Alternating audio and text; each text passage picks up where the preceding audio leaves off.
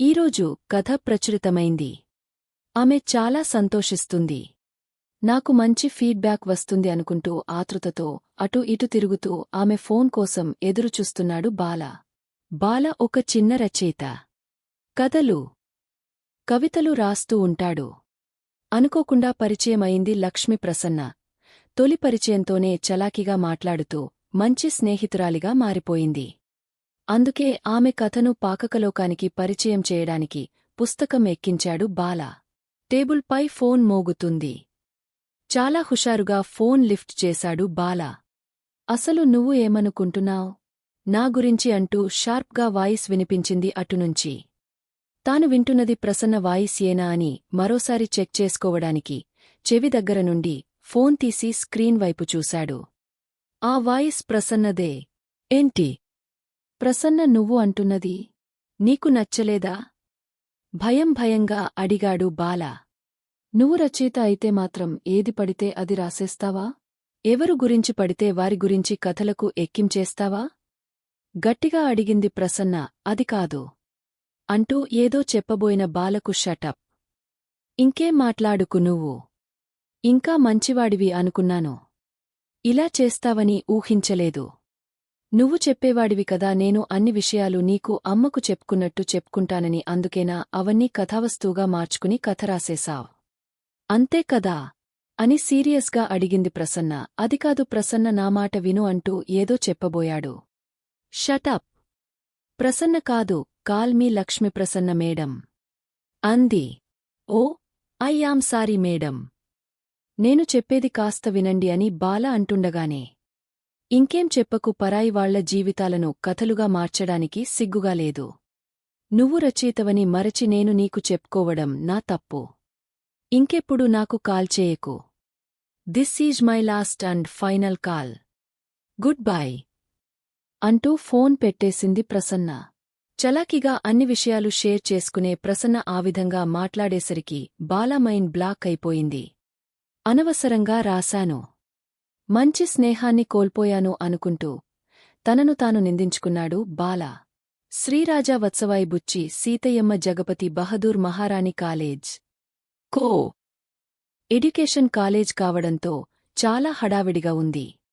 5 అడుగుల రూపం, curling hair, mixing colour skin tone, మెరుపు వేగంతో చూపులు దింపేసే కనులు ఆమె అందానికి ప్లస్ పాయింట్లు. ఆమె ఎవరో కాదు, Lakshmi Prasanna. BSc final year చదువుతుంది. ఫ్రెండ్స్తో చలాకీగా ఉండడంతో పాటు టీజ్ చేయడంలో కూడా ఆమెదే పైచేయి. అలాంటి అమ్మాయిని టీజ్ చేయాలని ప్రయత్నించి లెంపకాయ తిన్నాడు ఓ టీనేజర్. కొట్టడం అంటే కొట్టేసింది కాని మళ్ళీ ఆమెకు భయం, ఏమైనా చేస్తాడేమోనని. అదృష్టం కొద్దీ అలా జరగలేదు. ఆ రోజు కాలేజీలో మిస్ కళాశాల పోటీలు జరుగుతున్నాయి. అందరూ దానిలో పోటీ చేయమని ప్రసన్నను ముందుకు తోశారు. పాల్గొన్న అందరిలో ఆమె చామన ఛాయ అయినప్పటికీ మిగతా ఫీచర్స్తో పాటు నాలెడ్జ్ విషయంలో ఆమెదే పైచేయిగా నిలిచి విన్నర్ అయింది. ఆ హుషారులో ఇంటికి వచ్చింది. అప్పటికే ఇంట్లో అంతా హడావిడిగా ఏదో విషయంపై డిస్కస్ చేస్తున్నారు. రా ప్రసన్న, నీ గురించే మాట్లాడుకుంటున్నాం అన్నారు నాన్న. ఏంటి నాన్న విషయం అని అడుగుతూనే, నాన్న ముందుగా నీకో విషయం చెప్పనా? ఈరోజు నేను కాలేజీలో కాలేజీ మిస్ పోటీలలో విన్నర్గా నిలిచాను అంటూ తన చేతిలోని ట్రోఫీని తండ్రికి చూపించింది. వెరీ నైస్ ప్రసన్న, జీవితంలో కూడా నువ్వు గెలవాలని నీకు పెళ్లి సంబంధం చూశాను. దాని గురించే మేమంతా మాట్లాడుకుంటున్నాం అన్నారు తండ్రి. ఒక్కసారిగా షాక్ అయ్యింది ప్రసన్న. అప్పుడే నాకు పెళ్ళేంటి నాన్నా? నేను ఇంకా చదువుకోవాలి. నాకొద్దు అంటూ గారంగా చెప్పింది ప్రసన్న. చూడు ప్రసన్న, తండ్రిగా నాకంటూ కొన్ని బాధ్యతలు ఉన్నాయి.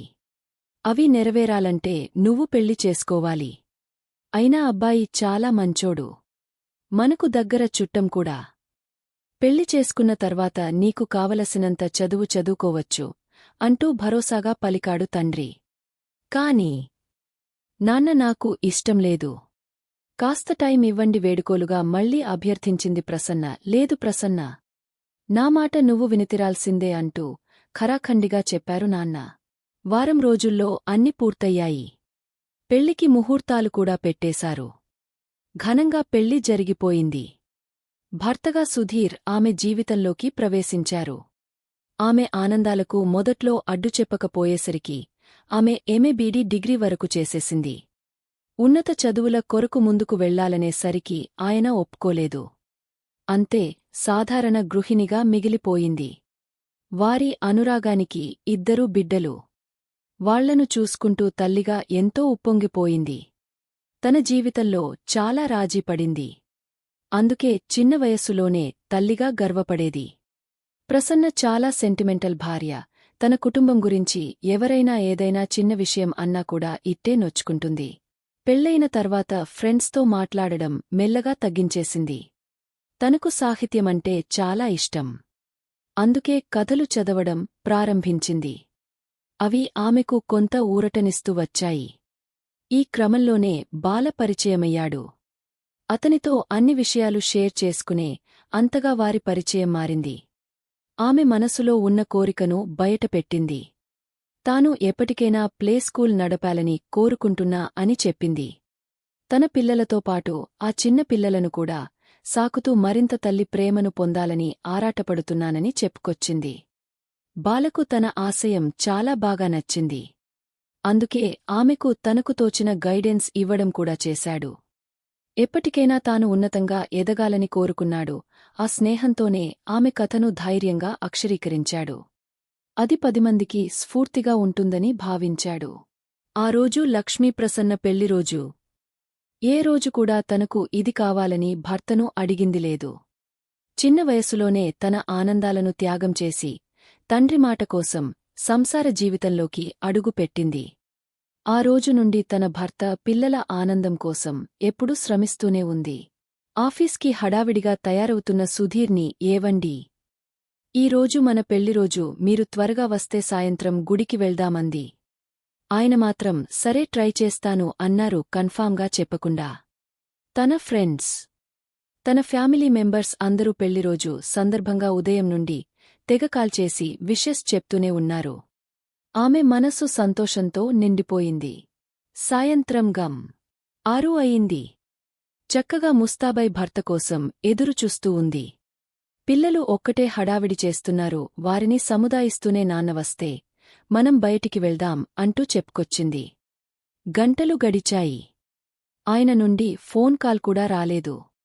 చాలా విసుగు చెందింది. కనీసం పెళ్లి రోజున కూడా ఈ మనిషికి నేను గుర్తులేనా అనుకుంటూ బాధపడింది. పిల్లలకు అన్నం తినిపించి వారిని నిద్రపుచ్చింది. తను మాత్రం సమయం వంకే చూస్తూ భర్త కోసం వెయిట్ చేసింది. సమయం రాత్రి గం 9 అయింది. బైక్పై భర్త రావడం గమనించింది. గబగబా వెళ్లి గేట్ ఓపెన్ చేసింది. ఆయన నీరసంగా ఉండడం చూసి ప్రశ్నలు వేయలేకపోయింది. భోజనం చేస్తారా అని అడిగింది. లేదు ప్రసన్న, కాస్త జ్యూస్ ఉంటే తీసుకురా అన్నాడు అతను. అది తాగే ఫ్రెష్ అప్ అయి బెడ్పై నిద్రించారు. ప్రసన్నకు మాత్రం ఏమీ అర్థం కాలేదు. కాస్త అసంతృప్తితో ఆయన పక్కన ఓ పక్కకు తిరిగి పడుకుని వేల ఆలోచనలతో ఎప్పటికో నిద్రలోకి జారుకుంది. ఆ రోజు ఆదివారం. సూర్యోదయం కాగానే యథావిధిగా తన పనుల్లోకి ప్రవేశించింది ప్రసన్న. ఆలస్యంగా లేచారు సుధీర్. ఫ్రెష్ అప్ అయ్యి టిఫిన్ చేసి హాల్లో కూర్చున్న భర్త వద్దకు వెళ్లి, నేను ఏ రోజు మిమ్మల్ని ఏమీ కోరిందిలేదు. కాని నిన్న మన పెళ్లిరోజు అని గుడికి వెళ్ళాలి, త్వరగా రమ్మన్నాను. మీరు ఎప్పటిలాగే ఆలస్యంగా వచ్చారు. కనీసం ఈ చిన్న కోరికను కూడా తీర్చలేకపోయారు. నాకు చాలా బాధగా ఉంది అంది ప్రసన్న.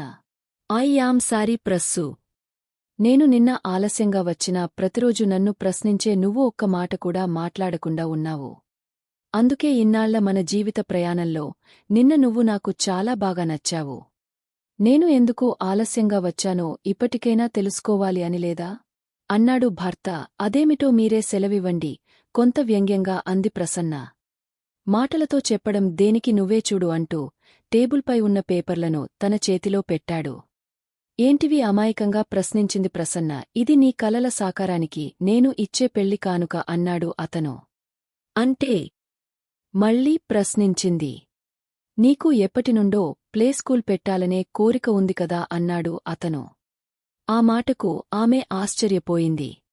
మీకెలా తెలుసు అని ప్రశ్నించింది. నువ్వు నీ స్నేహితుడితో మాట్లాడటం నేను విన్నాను. అందుకే ప్లాన్ చేసి నిన్న ఈ ప్రాపర్టీని కొన్నాను. రిజిస్ట్రేషన్ చేయించి వస్తుండగా ఎవరికో రేర్ బ్లడ్ గ్రూప్ అవసరం పడడంతో అక్కడికి వెళ్లవలసి వచ్చింది. అందుకే రాత్రి కాస్తంత అలసటగా ఉండి పడుకున్నాను. I am so sorry dear అన్నాడు ప్రేమగా. ఆ మాటలకు ఆమెకు ఏమి మాట్లాడాలో కాసేపు అర్థం కాలేదు. హలో ప్రసన్న అంటూ ఆమె భుజాలను పట్టి కుదిపి ఏంటి ఆలోచిస్తున్నావు? Take this property is belongs to you అన్నాడు అతను. No this property is belongs to ours అంటూ నవ్వేసింది ప్రసన్న. ఆ క్షణాన పెళ్లి కానుక కంటే తన భర్త చేసిన బ్లడ్ డొనేషన్ గొప్ప కానుకగా ఆమెకు అనిపించింది. హాల్లో కూర్చుని సీరియస్గా కథ రాసుకుంటున్నాడు బాల. టేబుల్పై ఫోను మోగుతూ ఉంది. లిఫ్ట్ చేయబోయి స్క్రీన్ వంక చూశాడు. డిస్ప్లేలో ప్రసన్న పేరు కనిపించింది. సందేహంగా లిఫ్ట్ చేసి హలో మేడం చెప్పండి అన్నాడు. ఏంటి చెప్పేది? నేను చేయడం మానేస్తే నువ్వు మానేస్తావా? అసలు నీకు బుద్ధుందా? అంటూ మళ్లీ క్లాస్ పీకడం మొదలుపెట్టింది. అది కాదు మేడం అంటుండగానే మేడమేంటి?